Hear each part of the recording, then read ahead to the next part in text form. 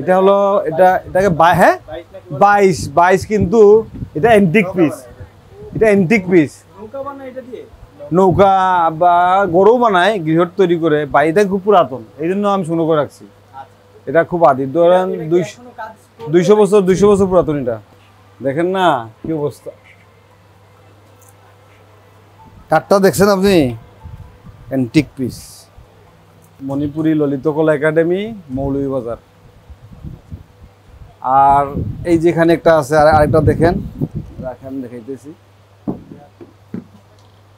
এই যেটা